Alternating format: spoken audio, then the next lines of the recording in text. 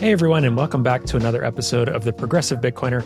I'm your host, Trey Walsh, and today we have a returning guest on the show, Jason Maier. Jason's been on our show a bunch, as you all will know. He's the author of A Progressive's Case for Bitcoin, which you can find in the show notes if you haven't gotten that copy or sent it to a loved one or friend that you want to read and learn more about Bitcoin. He's a regular on our show, and we had a lot to talk about in this episode.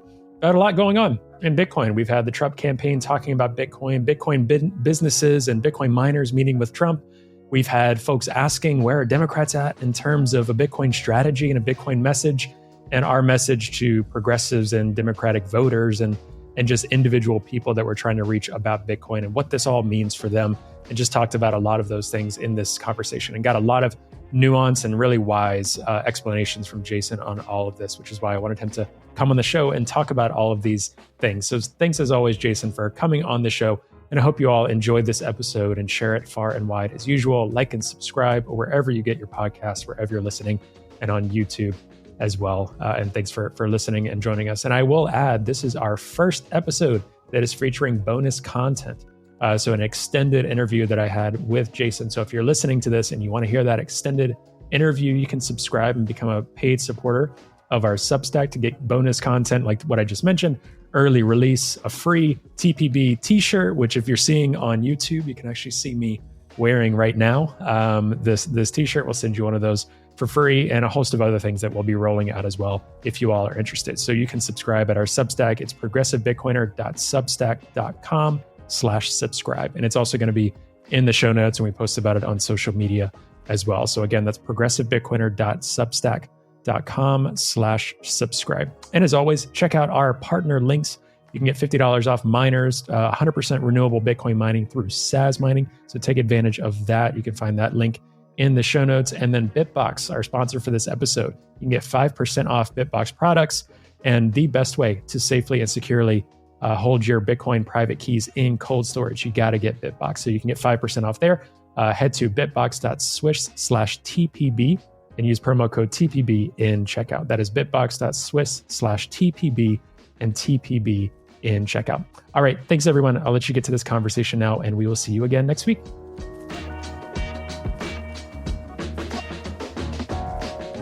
Jason, welcome back to the Progressive Bitcoiner. How are you? Great. Thank you, Trey. Excited to be here. Yeah, always happy to have you on. A lot to talk about in this episode. For folks listening, we're probably about a week and a half behind what you were currently listening to in terms of the time, but there's been a lot going on in Bitcoin news with Bitcoin campaigning from the Trump campaign, with so many different things that we want to get into and talk about and just get your feelings and perspective on, Jason. And for a lot of progressives in the space, in the Bitcoin space, looking and trying to think of what all this means. So yeah, I think there's a lot to get into. But first off, how are you doing? How are things going? Doing great. Yeah, no, life is good. We're sliding into the summer right now. And, my family's going to be moving in a month. So that's always kind of a stressor, but I think we're taking it in stride. So I'm doing very well. Awesome. That's good to hear. Well, I'm going to jump in and get the elephant in the room out of the way.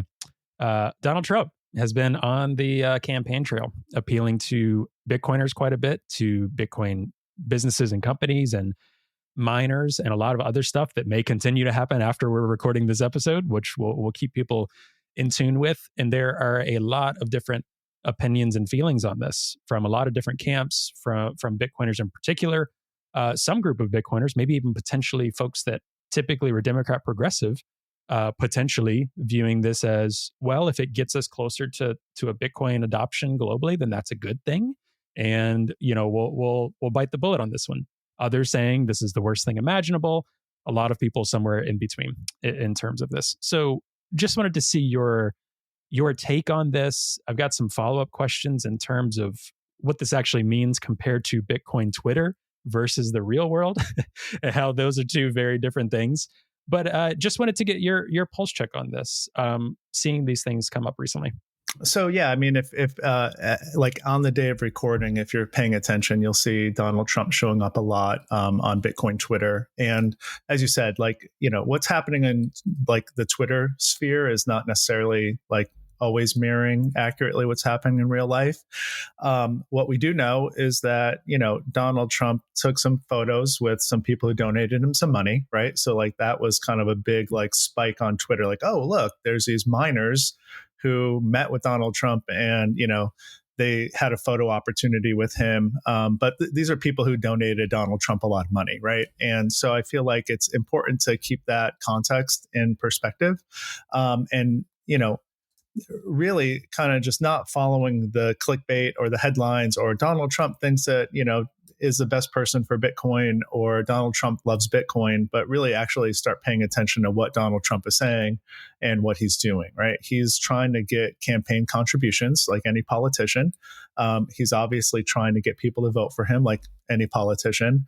And I have not yet seen any messaging from Donald Trump that would indicate that he is sincere about like his support for Bitcoin or that he even understands it.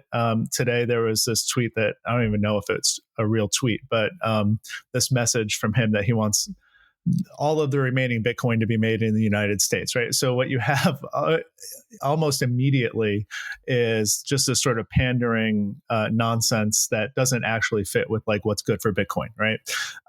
And I'm okay with that, like on that level, because I don't, as many of your viewers and listeners know, like it's not as if I have any faith in Donald Trump to do the right thing. So he can say what he wants or do what he wants or collect money from whomever he would like.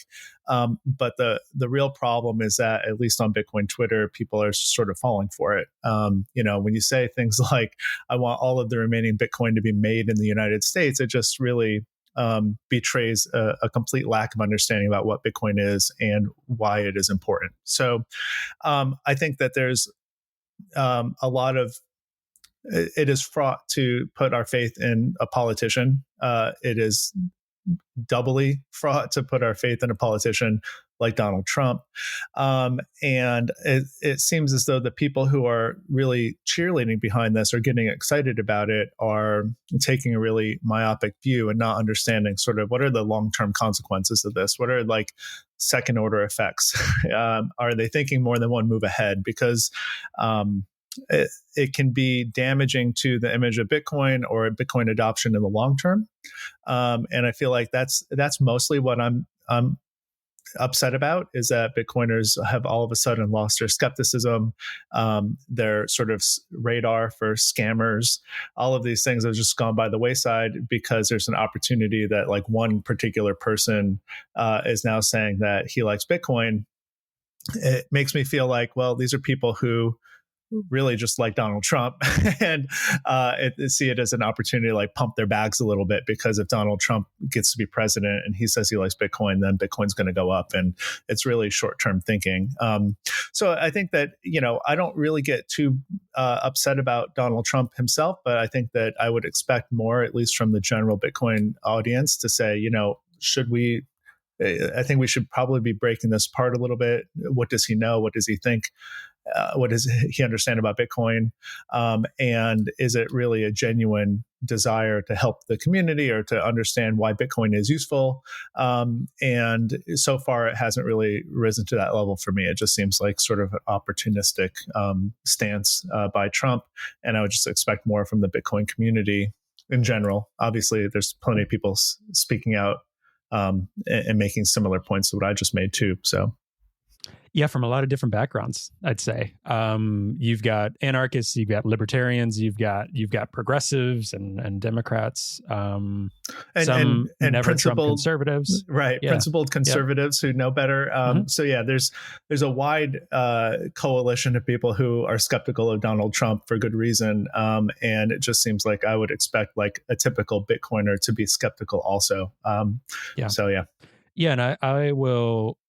Obviously, people know and can assume where I stand on this as well. And, we're creating content, and our audience and what we hope to continue being our audience are progressives and the left. And there are a lot of people that align with those values worldwide. We've got quite a few listeners in Europe that are right there with us from day one that aren't involved with progressive politics. But this year, in every election, they say is the most critical of all time, right? But this year, in an election year, I do want to spend a lot of time talking about these political games, talking about politics and elections, and talking about the unfortunate reality in a lot of ways of what Alex Gladstein spends a lot of time focusing on, where we are the world's reserve currency. What the US does really matters. The decisions the executive makes and legislation makes about Bitcoin and privacy this or Elizabeth Warren saying that, those things have ramifications around the world.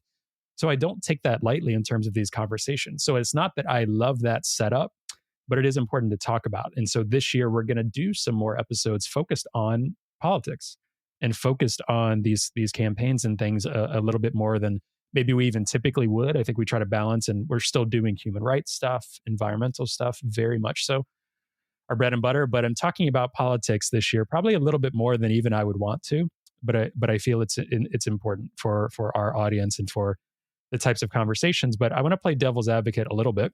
And as I've said on this show quite a bit, the Biden administration and many Democrats have not been warm and fuzzy to Bitcoin as an industry, as a means of payment, as freedom money, as we talk about it, saying it's for criminals and terrorists. And some people very, very vocal about that.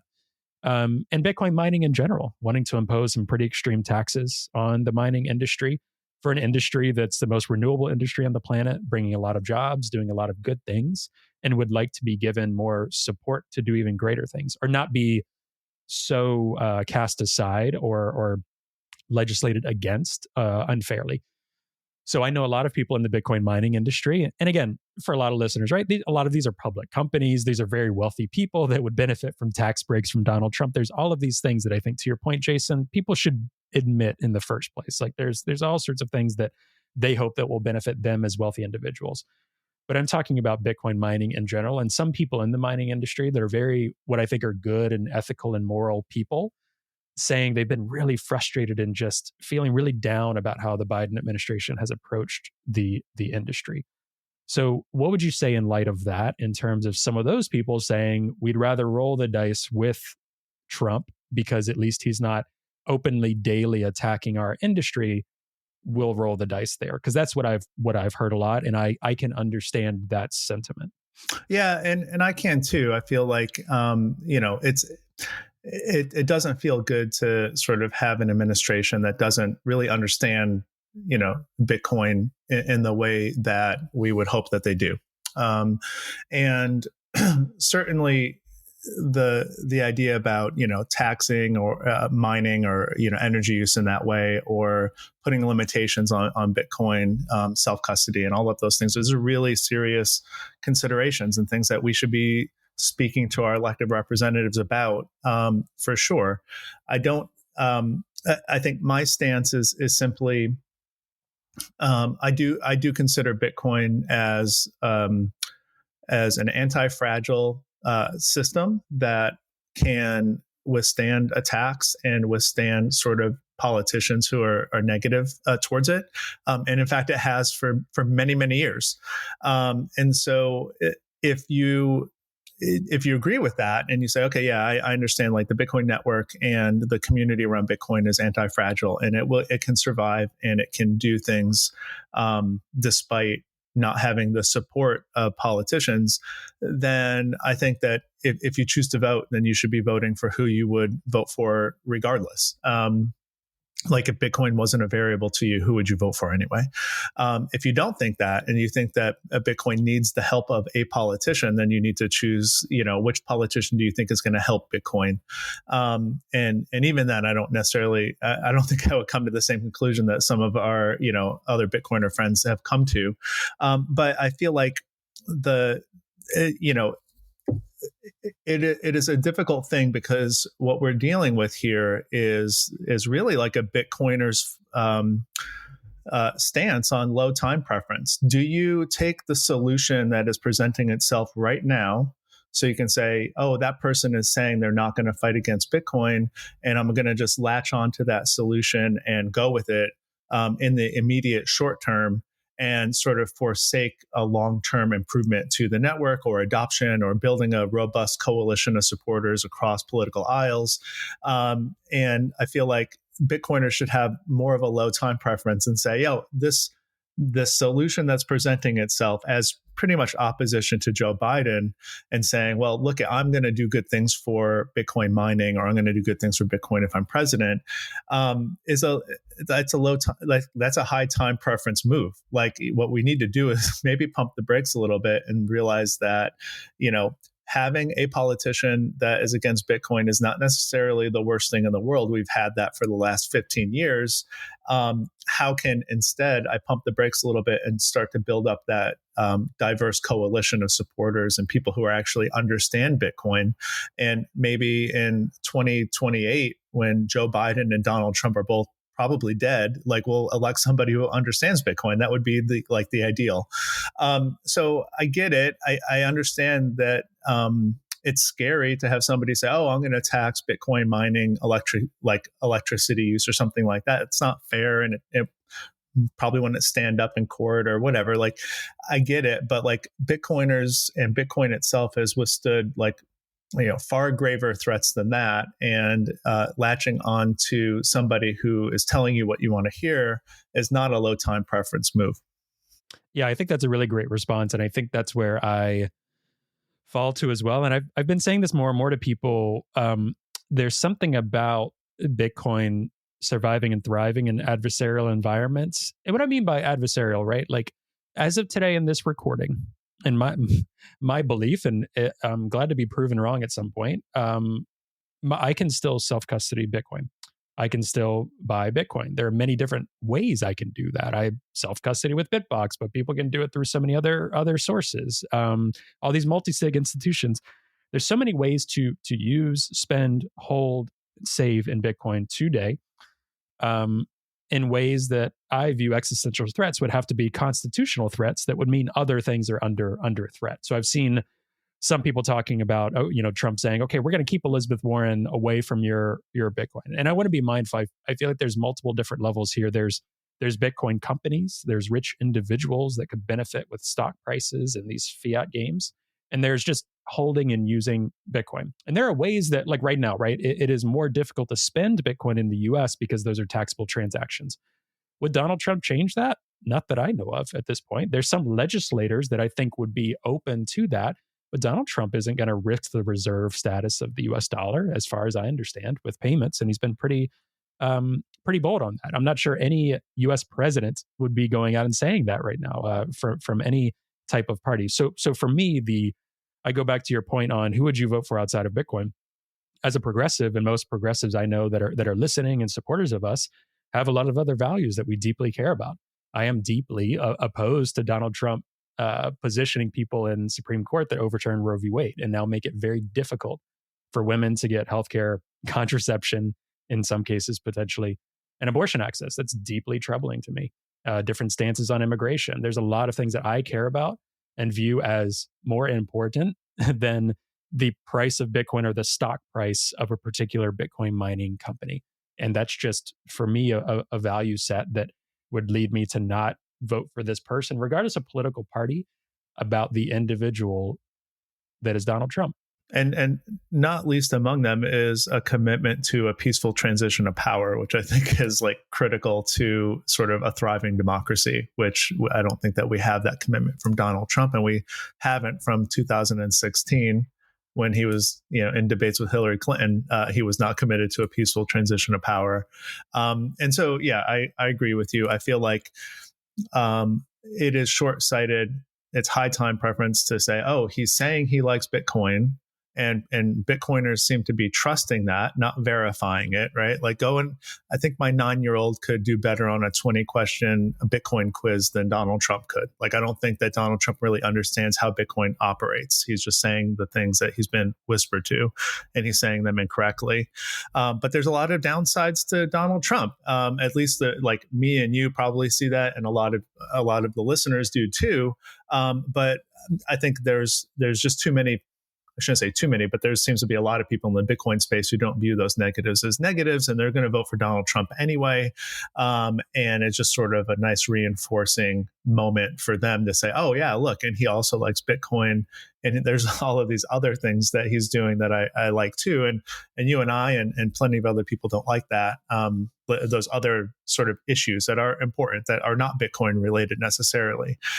So given the choice between that and realizing that Bitcoin has to thrive for another 4 years in a somewhat adversarial environment, I'm going to put my chips on Bitcoin. I feel like it's going to be just fine, and doesn't need my vote to help it, and it doesn't need a president of the United States to help it, at least not now. And there isn't, in 2024, I'm willing to say that there is no president who could enact and would be politically motivated to enact genuinely pro Bitcoin policies, right? Like the dollar holds a place in the world economy that is frankly too important for a president to be sort of willy-nilly about it. And I don't think even Donald Trump would be willing to back Bitcoin the way that like some of these Bitcoiners would like him to.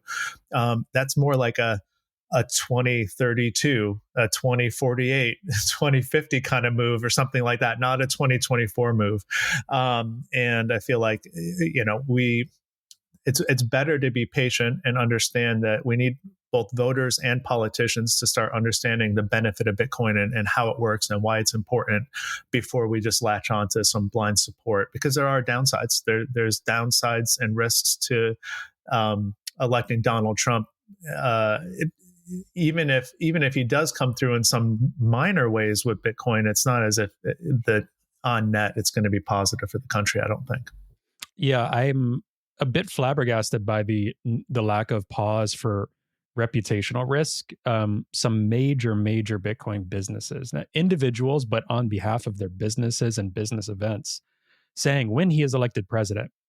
And I understand the Biden admin has not been possibly even talking to these businesses or engaging in this way, but there's a very good chance in the real world Donald Trump is still incredibly unpopular with a lot of people. It's still, to me, it's a bit harder for him to get elected. It is not a shoo-in as folks on Bitcoin Twitter think in the real world.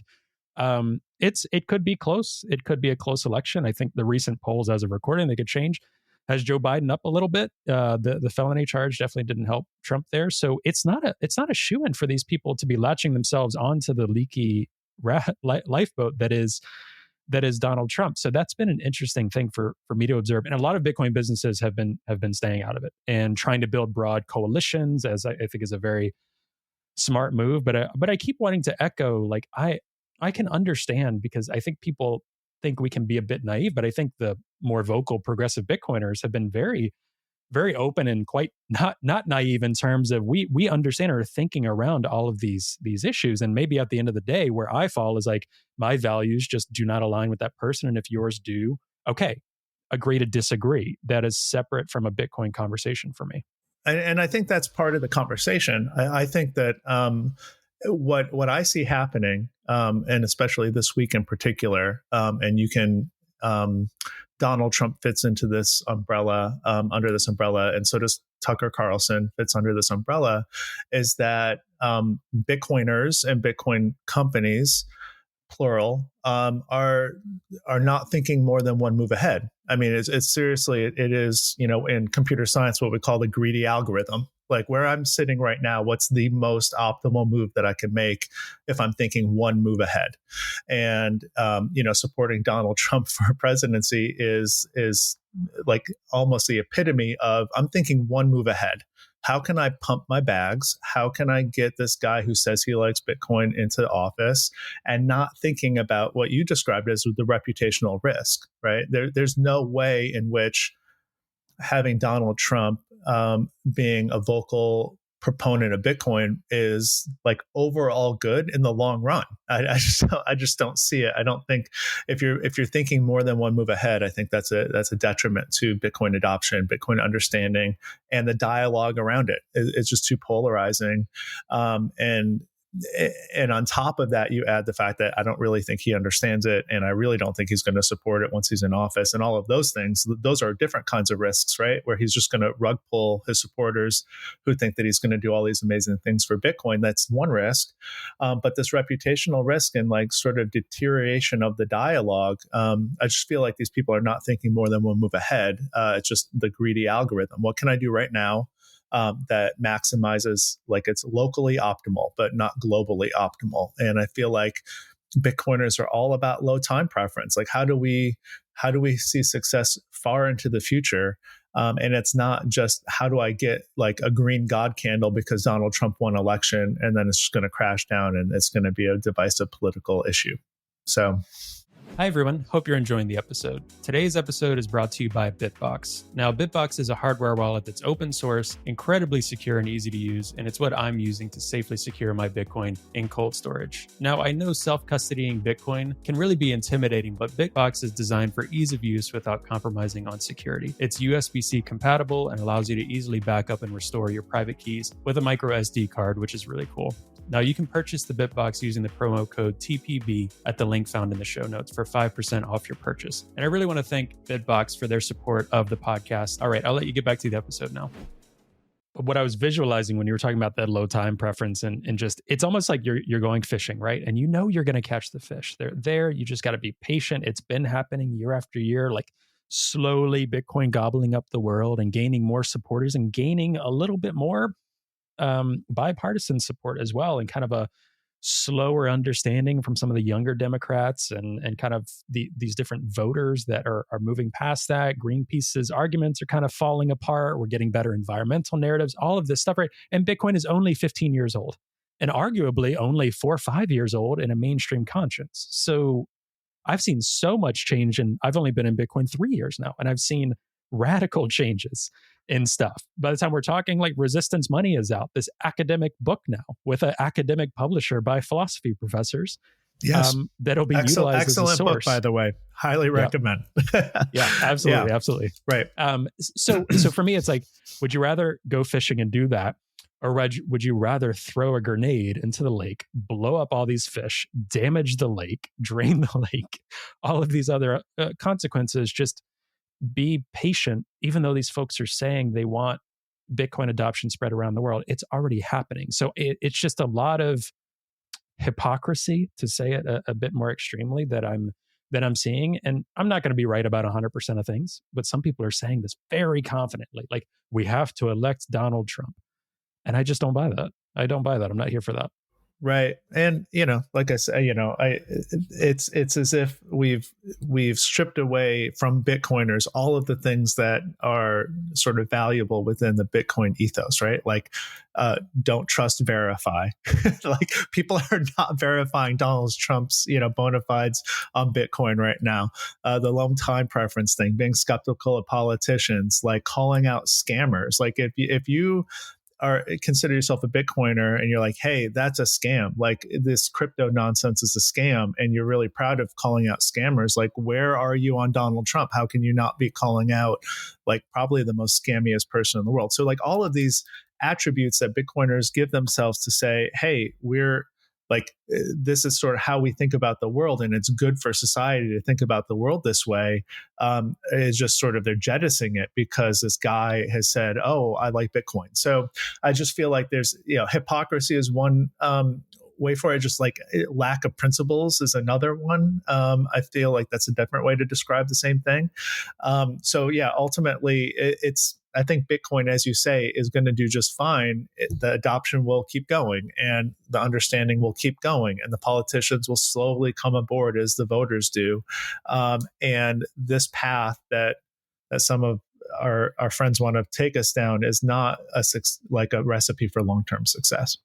Yeah, I view it also in reading. We were talking about Resistance Money, the book, reading about ethics and morality, thinking about Bitcoin, not about you can argue like Bitcoin is ethical and moral in this way, but what does Bitcoin enable that are ethical and moral actions is also the way I think about it, in terms of, like, we talk nonstop, and I got into this because I seeing human rights angles, and because seeing the tools of liberation for marginalized communities that's in Bitcoin. And I thought that was really cool. Like, we don't have to rely on Wall Street to have some sort of retirement, all of these other things. So thinking about your own ethics and morality, and it's really tricky when money and greed comes into it. And that's what's tricky about Bitcoin. It's this really cool tool that can be used in extremely ethical and moral ways, but it's also tied to a gain of purchasing power. So people are constantly balancing between the two, that everyone, including you and I, have to check ourselves on, of not in terms of voting for Donald Trump or not, but just in terms of like, ooh, the price went up today. And then you notice the endorphins, you notice, okay, like obviously we want the price to go up. Obviously, I would like to save more for my family as a millennial, all of these things. And that's a huge part of it, but not losing sight of the global phenomenon. And I think just reading a book like Resistance Money, reading Alex Gladstein's books, reading Broken Money by Lynn Alden, all of these have this global massive theme that allow you to take a step back and realize that we don't need XYZ politician. The bigger picture implication of this, when I talk to human rights activists about someone like Donald Trump, right? The kind of like spine tingle they get knowing this person has endorsed straight up authoritarians and endorsed murdering drug traffickers and things like this that may or may not have due process. A lot of things that send tingles up their spine. And again, people will be like, what about Biden and this and that, authoritarian? Yes, sure, we can break that down. That's just not what we're talking about right now. And we've been very critical on this podcast of all people on folks from the left. And we'll continue to do so because we believe in supporting the people and holding people in positions of authority, holding their feet to the flame, so to speak. So people just need to take a step back. I want to echo your point on low time preference and not be so reactionary. That's 100% right. Yeah. Yeah. Anyway, moving on from this a little bit, because as I was telling you before the recording, we're not going to spend the next several weeks just talking about how terrible Trump is and how terrible this is for Bitcoin and all this stuff. Still, the overarching theme is we want to talk about the global stories of empowerment with Bitcoin, with mining, with human rights activists, and also talk about how when any progressives or Democrats might see stuff about Donald Trump supporting Bitcoin, remind them you can buy and use Bitcoin today. Bitcoin can be used for you, just like it can be used for a conservative or for a Trump supporter. Bitcoin is for anyone and everyone that wants to use it, and it's available to folks. So I wanted to pivot a bit and talk about, in terms of this Trump news, before we pivot to kind of a strategy for Democrats. Do you think that people are going to be distracted by this, right? I think we're a little early on right now, but do you think that this might turn into more of it's coming up in mainstream news articles and progressives are like, oh my gosh, that's MAGA money, these kind of worst case scenarios of what they interpret it as, or is this kind of a nothing burger? And a lot of people from all walks of life hold Bitcoin today, hold crypto, and they're just not involved with the Twitter dialogue. They're not involved with the politics of it. And they're just like, yeah, I get it. Or they might think of Bitcoin is a scam, but they're not tying it to a particular political view, right? There's all sorts of different, that's another, talking point.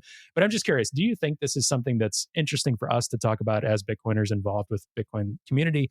Or do you think this could translate to, wow, this is going to make our job a lot harder, or your job a lot harder, talking about your book and talking about, people in your community are progressives about Bitcoin? Where do you think about that right now? I think it can go one of two ways. Either people sort of like normal everyday people who are not plugged into Bitcoin or crypto don't really pay attention to this at all. And it doesn't, like you said, it's a nothing burger. It doesn't really affect anybody. That could happen. But I do think that there are plenty of people out there who haven't really gotten on board the Bitcoin train, right? Most people. And I feel like to what you just said, Donald Trump being sort of a prominent supporter of Bitcoin. And by the way, it's not Bitcoin, it's crypto, right? And I think that we should maybe talk a little bit about that. But these people are already skeptical of Bitcoin/crypto, as they should be. And I say this to people all the time, right? Like when you're talking about the internet combined with money, you should be skeptical.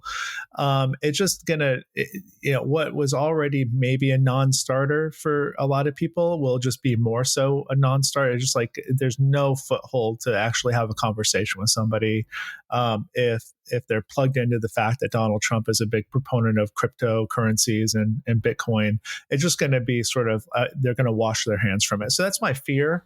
I think it does make my job harder, right? As somebody who wrote like a progressive case for Bitcoin, to have a conversation with somebody and convince them that it actually does bring good to the world and that you should be somebody who wants to learn about Bitcoin and support it. and so I think it just makes my job harder. It makes it easier for that person who I'm trying to orange pill to just sort of dismiss it out of hand. Right. And I feel like there's no sort of way that I can enter into that conversation in a way that will make them hear me. So that's my fear. And I think that's probably just based on sort of my experience in the space and talking to normies and talking to pre-coiners. I think that's probably a likely thing to happen. And sort of separate from that, and I brought this up a second ago, like the idea between like, is Donald Trump supporting Bitcoin or is he supporting crypto? And I feel like this is part of like the go slow, low time preference, like build a coalition kind of thing, educate people over time, because right now there is no political incentive to really be Bitcoin only. Like there's plenty of incentive right now because there's a nice chunk of people who are into crypto to support cryptocurrencies. So if you're just looking from like a strict, like where do I find votes and where can I get support from and who can I get money, rolling into my campaign, it's very hard to make a case that like Bitcoin only is going to win out of that. It's going to be cryptocurrencies. And of course, we know that a year from now, 6 months from now, 2 years from now, there's going to be more scams. There's going to be more rug pulls. There's going to be more exchange hacks, all of those things that are associated with crypto that normies are going to lay on top of Bitcoin that really aren't about Bitcoin. All of that's still going to happen. So for me, like regardless of Donald Trump, Joe Biden, any politician out there, like if I had a choice, I would rather have a Bitcoin only political candidate in 8 years than a Bitcoin / crypto candidate now. It's not going to help like the long-term goals that I have, which is to like help Bitcoin envision like this bright orange future that we hope for. It's just going to be a setback because it's going to further link crypto with Bitcoin. All of the scams that happen with crypto are going to be laid at Bitcoin's feet, and it's just going to make things more messy. So I feel like that's another sort of aspect of all of this that we didn't really talk about before, which is like, are you getting a Bitcoin president? Are you getting a crypto president? Or are you getting neither? And I feel like a lot of very thoughtful people kind of realize that you're either getting neither, like it's just a total rug pull, we're just going to take your money for the campaign and then not do anything for you. Or maybe in the best case scenario, you might be getting a crypto president, which then muddies the waters further. So all of that, to your original question, makes my job harder, right? Like I have a hard time talking to people about Bitcoin because they assume it's a right-wing thing. That's going to get harder if Donald Trump is elected or is a proponent of Bitcoin. And I also have a hard time convincing people that they should be considering Bitcoin as a separate entity than crypto. And that's going to get harder too. Yet I think we are I've said this in our Telegram group. For folks that don't know, you can join us in our Telegram group. We chat all things like this in the group. There's like 188 some odd number with a variety of political views, but a lot progressive leaning that want to have these conversations. That's in the show notes. But I think one of the things that's tough is we are unicorns, that we are progressive left-leaning folks, but also Bitcoin only, because there is quite a bit of really diverse left-leaning gay, Black, marginalized communities, global, like very, very diverse ranging or very left-leaning groups in crypto and different crypto projects that do not view Bitcoin as their home. And again, some people might say, well, that's just silly. They shouldn't get tied up into community stuff. Just buy and hold Bitcoin, use it. Just ignore the other stuff. Well, for some people, that's quite difficult. It can be challenging just for you and I sometimes, but it doesn't waver our views of Bitcoin and using Bitcoin. But it sometimes causes me to be like, do I want to do like, especially in the US, where we politicize everything and right left everything, and it's very, very overwhelming. The toxic maxi US libertarian stuff, that's overwhelming. So there are a lot of liberals and folks that are into crypto or into Ethereum. Like what has that challenge been like for you? Because I've had conversations with people a lot where that comes up, or yeah, Bitcoin is outdated, or Bitcoin is that, right-wing libertarian money, and this is better for X, Y, and Z, right? And then you go back into just kind of, principles of the different things, but there's quite a robust liberal community that a lot of Bitcoiners will say, well, yeah, if you're liberal, then go for Ethereum. That's better for you anyway. Right. You know, and I'm like, that's not helpful. Or like, right. what did I see recently? That Bitcoin is for meat eaters and Ethereum is for vegans. And I'm like, you guys aren't helping. Like you're not helping with this.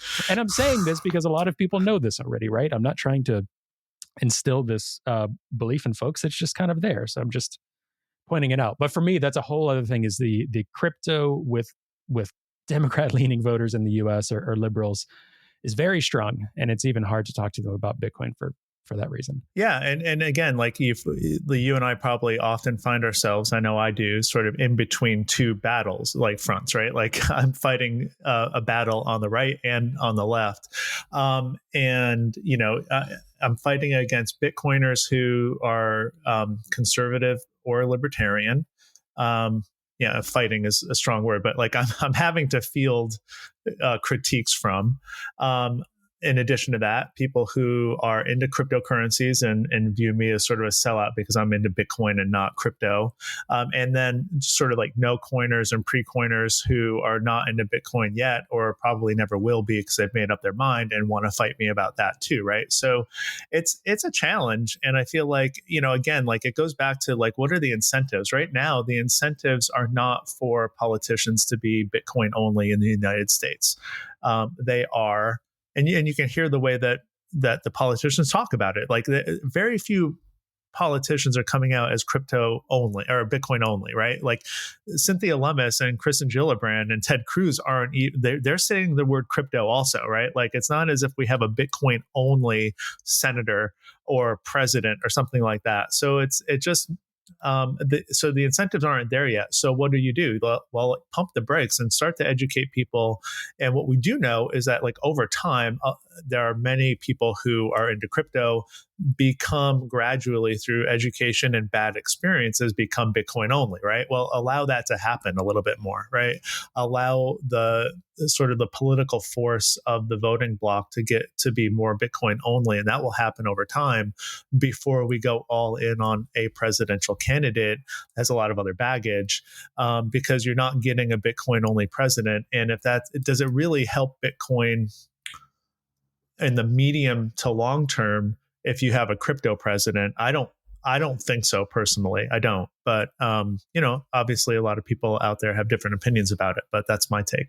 Yeah, there's a lot of fun, robust debate that will happen. What I do love about this space and people that are able to do stuff even more full time than me or you pretty soon going back to teaching is you'll see one article that pops up about Donald Trump is the best thing for Bitcoin. Then 2 days later, Donald Trump's the worst thing for Bitcoin. Like there's a lot of yin and yang in the space. There could always be more.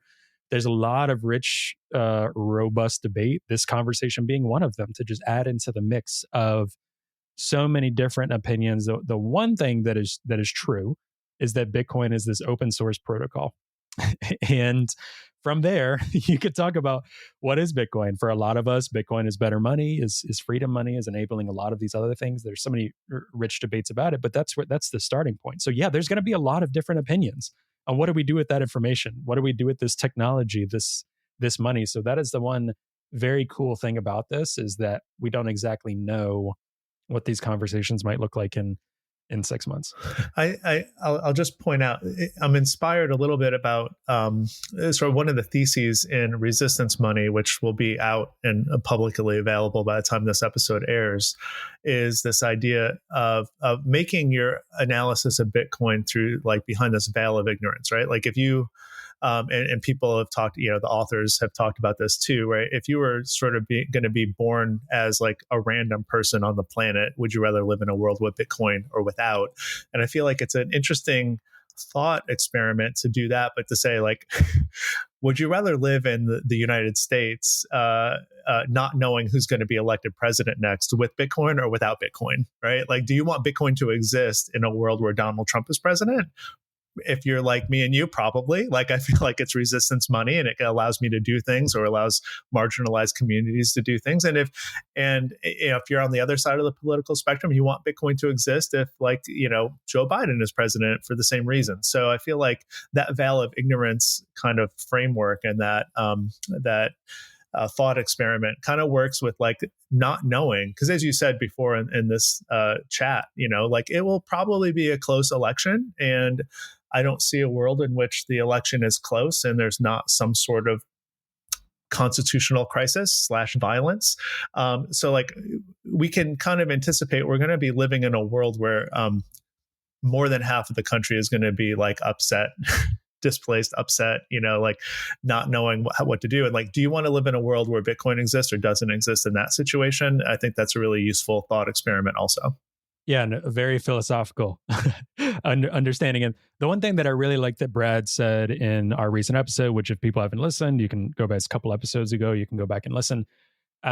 He was talking about, if your causes or your existence, I forget the exact quote, or what you're doing depends on, or your money, all of these things depends on who is in power.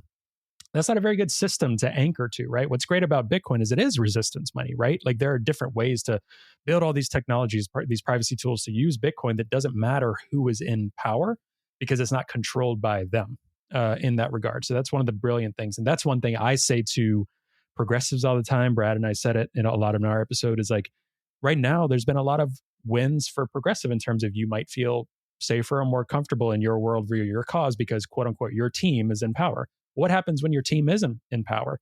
What happens is politicians will be like, well, that wasn't our fault.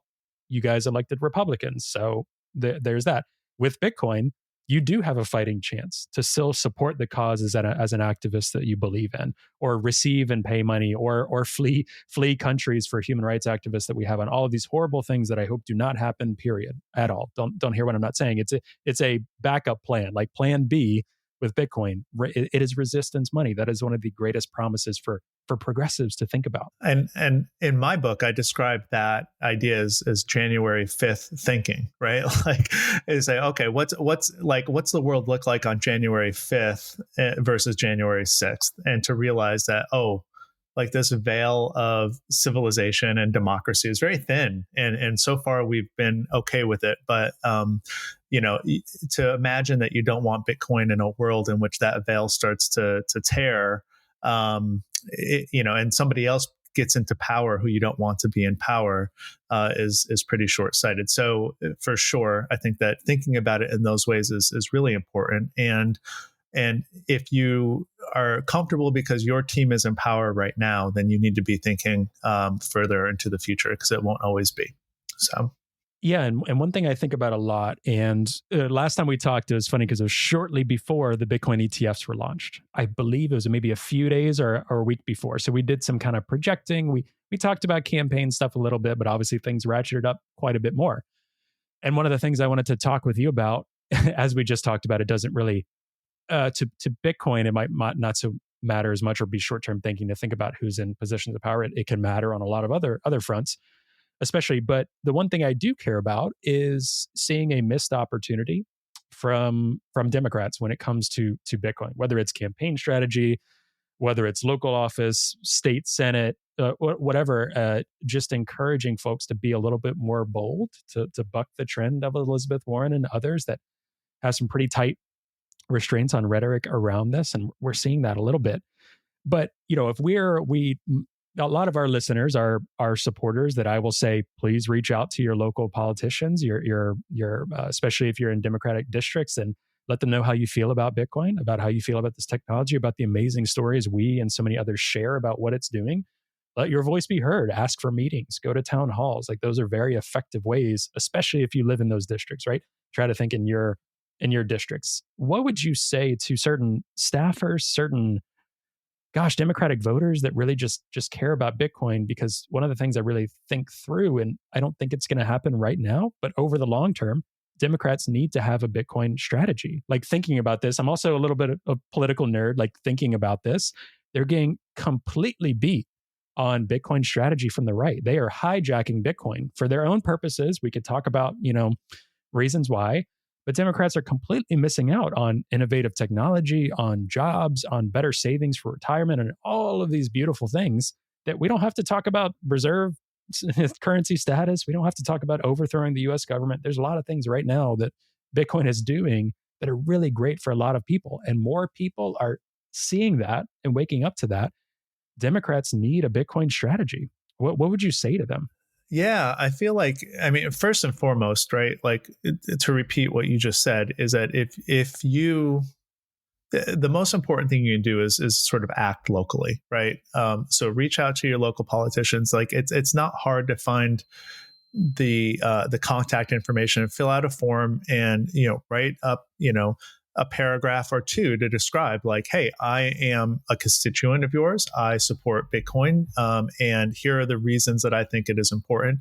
Not just like a pump my own bags kind of thing, but like, here are the benefits that it has to the world and to our congressional district or to our state or whatever the case is. Do that and do it frequently. And even if you're not a progressive person, but you live in like a blue district, then you should do that too. Like, should still, like, if you're a Bitcoiner who's Republican or conservative, and you live in a blue congressional district, like, reach out to your representative. They're representing you too, and describe, like, hey, there's a book called The Progressive's Case for Bitcoin. You should learn a little bit more about how Bitcoin works and makes the world a better place and more fair and equitable for everybody on the planet. Engage your politicians and actually start to have those conversations, and you will be laughed at. Like, if you go to a town hall and you go to an open forum and you actually stand up and speak and say, like, I think that Bitcoin is humanity's best chance to make the world a more equitable and peaceful place, and here are the reasons I think that, people will chuckle and they'll laugh at you, but that's fine. Just do it anyway. And the more times they hear it, the more they're going to realize that this is something that they can't ignore anymore. The caution that I have for people is to try your very best to differentiate Bitcoin from crypto. Like, I'm not interested in having more like pro crypto politicians in office. Like, I want people who are understanding the benefits of Bitcoin, and voting and crafting legislation and policy to that effect. Satoshi Action Fund is a really good model in terms of working with states and not like the federal government necessarily. So, like, the more local you can be, the better. And just sort of hone your own talking points and your conversations, and realize that, like, you are in a minority right now and people won't understand it when you say it, but the more that the politicians hear it, the better it's going to be for like sort of the vision that we have to say, okay, this is going to now get sort of nonpartisan support, right? Not bipartisan, but nonpartisan support. It's going to be a support from everybody because it actually does do good in the world. And so make your voice heard, right? And not necessarily, we talked a lot about this. Like, I'm not proposing anybody become like a single issue voter. And in fact, like, most of the elections that matter in your local community, right? Like your town, your county, your state, your congressional district, like, you don't get to be a single issue voter on Bitcoin, because it's not like one person supports Bitcoin and the other one doesn't. It's like kind of like it's not on anybody's radar, right? So get it on people's radar. It seems like, if you follow Bitcoin Twitter a lot, it just seems like all of these Republicans are supporting Bitcoin, and the Democrats are so far behind. But it's really a blip if you think about like the 535 members of the Senate and the Congress. Like, it's not like it's everybody on the Republican side is in favor right now. We still have a lot of runway left. So just engage in that conversation. Look, you can Google it in 20 seconds. Here's all of the people that represent me based on my address, right? Like, on the local, state, and federal level, here are all of my representatives. And there will be links to submit forms and to give your feedback to those representatives. And then, like you said, go out when they're campaigning, go out to a town hall or an open forum and actually have conversations with these people. Usually, if you're doing it on a local level, like, you can actually get some FaceTime and a microphone in front of you and say a thing, if you're willing for the audience to kind of chuckle at you, but you're saying something important. So I feel like that's A1A, is just engage with the local representatives, like your elected representatives, and let them know that this is an issue, and you're not going to educate them on the full scope of like the benefits of Bitcoin in a 15-second question, but you can let them know, like, yeah, wow, this is not the first time I've heard that. Okay, I need to start taking it more seriously. And go slow. right? Like, I realize it's going to be a slower process than just going to the top, finding a presidential candidate that says what you want them to say, and then we've won. It's much more ground up than that has to be. Yeah, I think to your point on, they keep hearing it come up more and more. And I think one of the strategies too that I try to think about is, from progressives and a lot of our audience, a lot of Democrats in general, since 2016, where Trump won, and people are like, how did that happen, right? With Hillary and with Bernie and all of these things, a lot of progressives, or whether it's been Joe Biden's response on Palestine or on affordability issues or all of these different things that especially younger people, Gen Z, millennials, really care about, and these left-leaning voters, they feel a bit like, are you guys listening and paying attention to us? One of the things with Bitcoin is it's not just about Bitcoin. It's saying, hey, the world is moving. There's this thing that exists that seems pretty cool. You can talk about innovation. You can talk about we're falling behind other places. We are being outbeat by Republicans, which we hate and can't stand. Why are they talking about this and we aren't? Why are we letting them win on this issue? I think there's a lot of things to really get under the skin of these leaders and elected officials and say, wake up, you need to represent us. You are falling behind. Because a lot of people in the US, a lot of left and liberal voters are actually owners of Bitcoin and would be open to it. Maybe, again, it gets a little, maybe they own other crypto and this and that, but know of Bitcoin, and they'd rather someone allow that to flourish than be so against it and say these things where they're like, well, if they're so off about Bitcoin, what else could they be off about? And then it causes you to question other things, and just avoid all that and say, hey, be open and honest with us and listen to us and carry this message forward. Or else, potentially worst case, you might lose some voters to Trump. Like, my personal opinion, I don't think we're at the stage where this is going to swing an entire election. I know some people have been saying that, but it's definitely not helping the Democrats' cause. That's for sure. I agree. And if you want just like, all right, what are the 2 or 3 bullet points that like you're going to, if you get yourself in front of a Democratic congressperson, for example, right? Or like even your state senator, right? Like somebody local who actually operates like it's going to be green energy, and it's going to be rural jobs, and it's going to be about financial inclusion, right? If you only had 3 things and you only had time to say 3 things, like those 3 things are going to get the attention of like a local politician, right? And even if they don't agree with you in the moment, or they give you sort of a political answer, or they lump Bitcoin in with crypto in that moment, that's fine. But just keep at it, like keep talking about those things, and realize like the financial innovation or just innovation in general, and it's going someplace else. And all of the things that you just said, Trey, is like, we have an opportunity to speak to these people, and it's still really early. Like we're not, I don't personally feel like I'm in any rush, and I'm a lot older than you are. Like I don't have any rush that Bitcoin moons, and I'd rather have a more of a solid base and build up adoption and build up support and build up understanding over time than just have it go to 1 million as quickly as possible and have it be sort of on unsteady foundation. So just keep talking to your local politicians and the people who are meant to represent you. And again, like maybe the best tool that we might have are some of these more conservative or Republican people who happen to be in these blue districts, like doing the same thing and saying like, hey, I didn't vote for you, but I would like you to represent me in this way. And here are the ways that Bitcoin aligns with the values that you say that you have. So there's some interesting options there. Who knows? One last question I'll leave you with.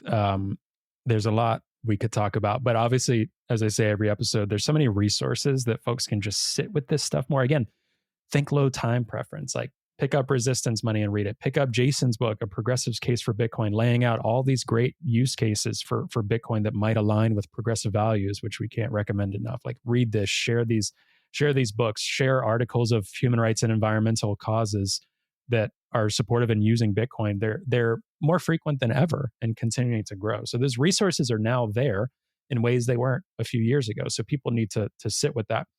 But I would say if you could also just say folks stumble in to this episode and are thinking through, okay, well, what could Bitcoin do for a progressive or someone who really, really cares about financial inclusion, that cares about these human rights things, that cares about the environment, that cares about care for the community. Like what can Bitcoin do for them? Because I've just seen Ted Cruz talk about it, or I've only seen, okay, BlackRock and Wall Street is involved. Like that doesn't sound like my cup of tea. So what would you say to people that really have progressive values and say, what can Bitcoin do for me? What can Bitcoin do in these moments that are for things I really care about? Yeah. I think that Bitcoin, first and foremost, understanding and learning about Bitcoin through the resources that you just mentioned and so many more nowadays, it's easier than ever. The first thing that it does is it helps you understand the current financial system better than most of the population. So learn about Bitcoin and understand how it is different from and situates itself differently than the current financial system that we have, which if you're a progressive person in the United States right now, you probably think that the current system is unfair and opaque and takes advantage of people. And you're right. And then begin to understand how Bitcoin separates itself from that on a very conceptual level, that it is fair and transparent and open to everybody. Zoom out. So if you're a progressive in America, think about not just the fact that you happen to be born into a dollar system, which is very convenient and happens to be like winning the lottery, but most of the world doesn't have dollars. They were born into some other more fraudulent system that you stand to lose money through purchasing power through inflation, or having your bank account seized just because of a political stance. And all these things might be coming to America soon, but not yet. So zoom out, think about the people in the world who are not just sort of poor and living on $1 a day just by accident, but actually like it is the system that is designed to be that way. And think about how Bitcoin actually might be an open, fair, and transparent way for people all around the world to have access to a financial system that builds them up instead of tearing them down and gives them opportunities instead of limiting them. And if you're a progressive in the US and you really care about the environment, then learning about Bitcoin will help you unlearn some of the things that you think you know about energy use and pollution and global warming. And all of those things are real and problems and need to be addressed. And it's not as if, Bitcoiners naturally are some like climate denying weirdos that are conspiracy theorists. Like it's actually like the energy grid and how energy is produced and like what are the limitations of renewable energy is really important to understand. And taking a more nuanced approach to understanding energy use, energy production, and energy consumption is critical if we're going to actually solve like a climate crisis that is going to impact the entire world. And how Bitcoin mining itself helps with that, and how the ethos behind Bitcoin and low time preference and the consumer culture helps with our environmental impact, and all of those things that that progressives in the US really care about or claim to care about. Like Bitcoin has a hand in all of those different things. So the list is much longer than that, of course, too, right? Like I wrote a whole book about it, but those are the big things to say, learn about the current financial system, zoom out to the global population, and unlearn some of the things that you think you know about energy use and energy production, because you're not going to actually help the world if you don't do those things. I couldn't agree more. And yeah, if you're progressive, if you're liberal, if you typically vote blue, Bitcoin is for anyone, but Bitcoin is for you. Like there's so many ways where you could find yourself really advocating and wanting to learn more and more about Bitcoin, which we couldn't agree with more. So get Jason's book. Everything you said too, we've done episodes on those topics. Scroll through our episode. I will say, I don't know if a lot of people know this, on our website, shout out to Evan who's developed and manages our website. You can search these topics. So you can type in something and it'll pop up, whether it's in the title or the show notes. So if you want to type in Bitcoin environmentalism, you'll get several episodes that pop up in the search bar from our website. You can listen there, go listen in our podcasts, things like that. So there's plenty of resources out there. Thank you, Jason, for the reminder of the low time preference, because sometimes a lot of things happen, a lot of things get busy, and I have to catch myself and probably many others in Bitcoin that are like, I have to respond. We have to do something about this. We have to let people know. Oh my gosh, like what do we do? And just low time preference, like everything's going to be okay. I'm a firm believer that Bitcoin is winning and doing great things year after year. Let's keep that wave going. and keep supporting that. Yeah. Well, thank you, Trey. It was a great talk. I appreciate the time. Yeah, I'm glad you came on. And before I let you go, do you want to send people places? Where can they find you? I know since we've talked last as well, maybe it was out then, but I think you have audio version of your book as well, which is fantastic. So, let people know. It'll be in the show notes, but let people know here where they can find you. I think if you want to follow me on Twitter or X, it's the C Jason Maier is my handle there. The website that houses my book and a lot of other resources is bitcoinprogressive.com. So those are the easiest ways to get in touch with me. Either DMs are open. There's a contact form on my website. So I get people who reach out to me that way too. Happy to engage with anybody if they want to learn more or just have questions. And that's the best way to get in touch with me. The book is called The Progressive's Case for Bitcoin. And hopefully people find it useful to orange pill somebody they love. Awesome. Thank you so much, Jason, as always, for coming on and having a chat. And we'll be doing it again soon with a lot of other updates, I'm sure. Yeah, great.